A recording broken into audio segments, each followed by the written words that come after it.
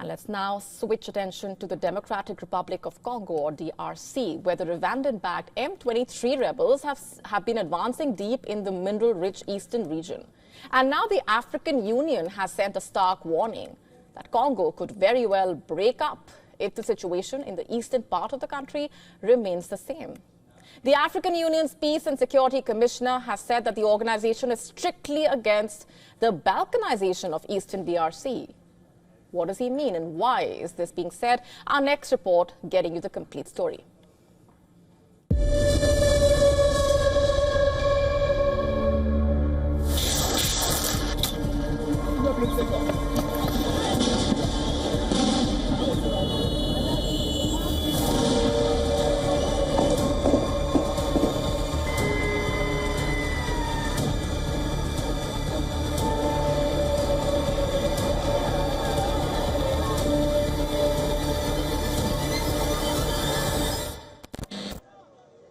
M23 fighters and Rwandan troops got a rather glorious reception as they entered the DR Congo provincial capital of Bukavu, shortly after having seized the region's main Goma airport about 30 kilometers away.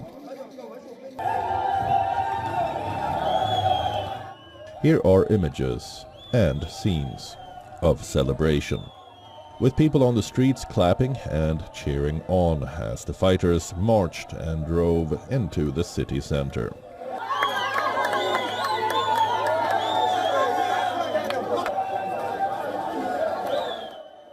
With practically no resistance from government troops. Since the beginning of the year, the rebel group M23 has been on the offensive in the eastern part of the country and has steadily gained ground.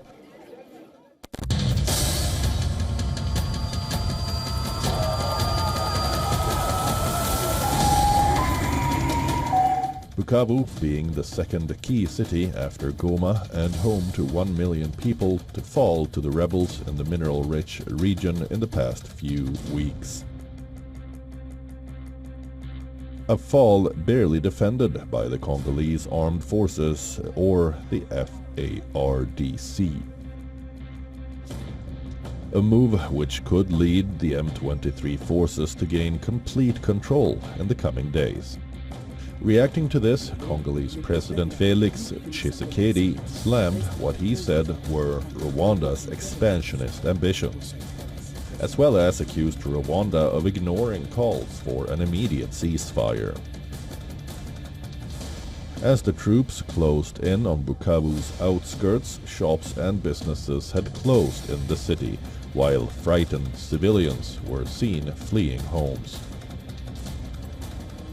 In a conflict that appears to be escalating by the hour, fears of violence gripped Bukavu.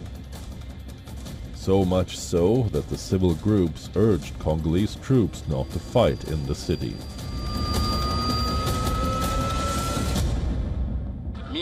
We want the authorities who are now in the city to help us with our security. Here in Bukavu, we have a serious problem with these young children who have already taken up arms. They are shooting in the neighborhoods, preventing people from going to work. We ask the authorities in the city to take these children, not to kill them, but just to take away their weapons so that every citizen can go about their daily activities as usual.